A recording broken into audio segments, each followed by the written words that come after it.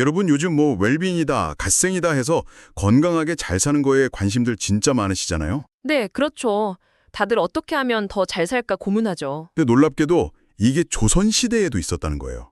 물론 용어는 다르지만요.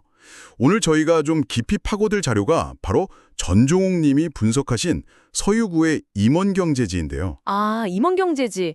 워낙 방대한 책이죠. 네, 맞아요. 거기서 양생이라는 개념을 다루는데 이게 그냥 뭐 몸 관리하고 그런 차원을 훌쩍 넘어서더라고요. 그렇죠.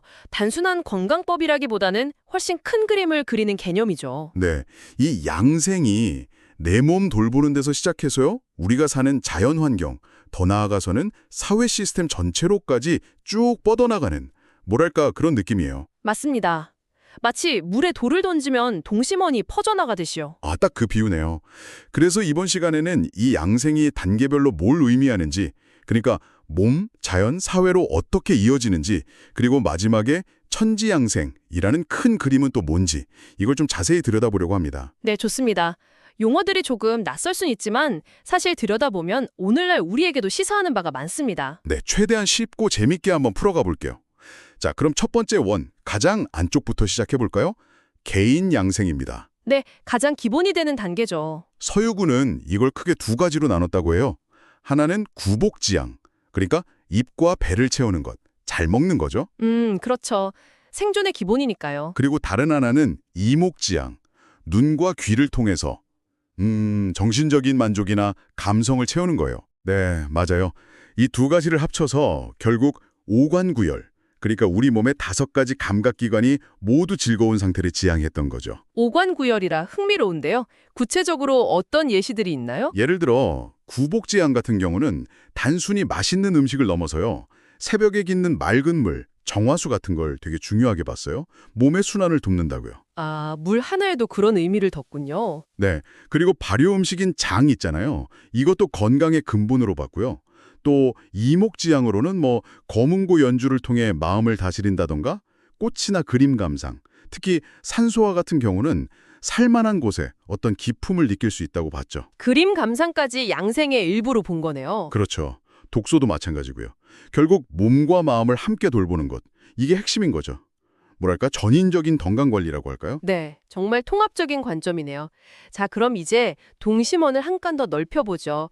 내 몸을 넘어서 우리가 발딛고 사는 환경과의 조화, 환경 양생인데요. 네, 이 부분도 아주 흥미롭습니다. 이것도 공간과 시간 두 축으로 나눠볼 수 있다고요. 그렇습니다.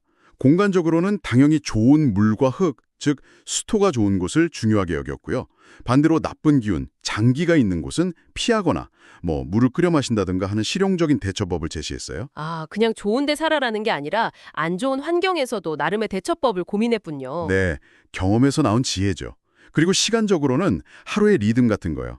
예를 들어 아침은 든든하게, 저녁은 가볍게 먹는 식습관이라든지 아니면 12시간 단위로 상세한 일과표, 이륙과를 짜서 규칙적인 생활을 강조하기도 했고요. 와, 시간 관리까지. 네. 또 계절 변화에 따라서 섭생이나 운동법, 양생원령, 도인을 달리하는 지혜도 있었죠. 시간의 흐름에 순응하면서 건강을 지키려는 노력이었어요. 근데 여기서 진짜 주목해야 할 사상이 하나 있어요. 바로 인대천공이라는 건데요. 인대천공이요? 그건 뭔가요? 이게 뭐냐면요. 단순히 자연에 수동적으로 따르기만 하는 게 아니라 인간이 마치 하늘의 일을 대신하듯이 더 나은 환경을 만들기 위해 적극적으로 노력하고 개입해야 한다는 거예요. 예를 들면 제방을 쌓아서 홍수를 막거나 품종을 개량하는 것처럼요. 와, 이건 좀 놀라운데요. 그냥 자연에 순응하는 걸 넘어서 개선의 주체로서 인간을 본 거잖아요. 바로 그겁니다. 굉장히 능동적이고 책임감 있는 태도죠. 그렇게 자연을 개선할 책임까지 생각했다면 이건 혼자 힘으로는 안 될 텐데요. 자연스럽게 이게 세 번째 원, 사회 양생으로 연결되는 것 같네요. 아, 네. 정확히 그 지점입니다. 개인의 건강이라는 게 결국 내가 속한 공동체의 건강과 분리될 수 없다는 거죠. 그렇죠. 혼자 아무리 잘 살아도 주변 환경이나 사회가 불안하면 한계가 있으니까요. 맞습니다. 그래서 가정에서는 출산이나 육아, 노인 봉양 같은 생애 주기에 따른 돌봄을 강조했고요. 마을, 즉 향촌 단위에서는 향약 정신을 바탕으로 해서 향약. 교과서에서 봤던 기억이 나네요. 네, 그 정신 아래에서 같이 모여 술 마시고 예의를 나누는 향음주례, 나 활쏘기 대회인 향사례, 아니면 뭐 다 같이 꽃구경 가는 모임, 가나국 같은 걸 했어요. 이게 그냥 노는 게 아니고요. 그냥 노는 게 아니라고요? 네, 이런 활동들을 통해서 공동체의 윤리를 다지고 유대감을 강화하는 일종의 사회적 건강증진 프로그램이었던 셈이죠. 와, 마을간치나 환쏘기 대회가 사회적 건강 장치였다니 재밌는 해석인데요? 그렇죠. 더 나아가서 국가 차원에서는 상위 의곡이라고 해서 최고의 의술은 나라를 잘 다스리는 것이라고 봤습니다. 의술이 나라 다스리는 거다. 네, 통치자가 농업이나 상업 같은 걸 발전시켜서 백성들의 삶을 안정시키는 것, 즉 경세제민이죠. 이게 바로 최고의 양생술이라는 거예요. 심지어 빈민을 구제할 때도 그냥 막 주는 게 아니라 그들의 자존심을 지켜주면서 돕는 그런 섬세함까지 요구했어요. 이야, 개인의 건강이 결국 국가 시스템의 안정과 직결된다는 통칼이며 정말 스케일이 점점 커지는데요. 네, 맞습니다. 그럼 이제 이 모든 걸 아우르는 마지막 단계, 천지양생은 뭔가요? 이 거대한 그림의 핵심 아이디어를 좀 짚어주시죠. 네, 천지양생은 지금까지 말한 개인의 몸, 그리고 자연 환경, 또 사회 공동체, 이 모든 것들이 사실은 분리된 게 아니라 서로 긴밀하게 연결돼서 영향을 주고받는 하나의 거대한 유기체적 시스템이라는 걸 아는 거예요. 하나의 시스템이다. 네, 자연 그 자체가 진리를 담고 있는 원본, 자연경과 같다고 봤고요. 인간은 그 안에서 그냥 수동적인 존재가 아니라 아까 말한 인대천공처럼 하늘의 일을 계신하듯이 능동적으로 조화를 만들어가는 주체라는 관점이죠. 능동적인 주체로서의 인간. 그렇죠. 그리고 모든 사람은 나의 동포요. 모든 만물은 나와 같은 물이다. 라는 유명한 구절처럼 인간과 만물이 근원적으로 다 연결되어 있고 함께 살아가야 한다는 공존의 철학을 담고 있습니다. 민호동포 물오여야. 네, 결국 내 몸 안의 작은 우주와 저 바깥의 큰 우주가 서로 통하고 조화롭게 순환하면서 하나가 되는 것.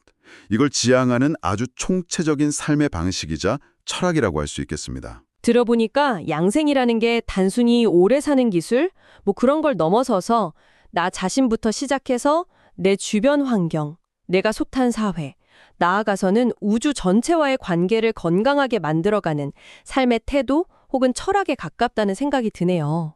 네, 정확히 보셨습니다. 장수 비법이라기보다는 관계 맺기의 기술에 가깝죠? 이 모든 것이 연결되어 있다는 이 오래된 지혜가 오늘날 우리에게 던지는 메시지가 참 큰 것 같습니다. 그렇습니다. 특히 요즘 우리가 겪고 있는 기후위기라든지 팬데믹 같은 상황들을 보면 더 그렇죠. 개인이 아무리 혼자 애써도 공동체나 환경이 건강하지 않으면 결국 나도 안전하거나 건강할 수 없다는 걸 우리 모두가 절실히 깨닫고 있잖아요. 맞아요. 정말 그렇죠. 이런 상황에서 천지양생의 통합적인 관점은 왜 우리에게 개인적인 노력과 더불어서 공동체적이고 사회적인, 더 나아가서는 지구적인 차원의 해법 모색이 필요한지를 명확하게 보여주는 것 같아요. 환경 문제든 사회 문제든 결국은 다 연결되어 있다는 통찰을 주는 거죠. 네, 결국 다 연결되어 있다. 오늘 이 말이 계속 마음에 남네요. 자, 여러분은 어떠신가요? 혹시 나의 건강 관리라는 그 작은 원한에만 너무 집중하고 계시진 않으신가요? 어쩌면 내가 숨쉬는 공기, 내가 발 딛고 선 땅, 그리고 내가 속한 이 공동체의 건강을 함께 돌보는 것이야말로 가장 근본적인 차원의 나를 위한 양생이 아닐까 한 번쯤 생각해 보시면 좋겠습니다.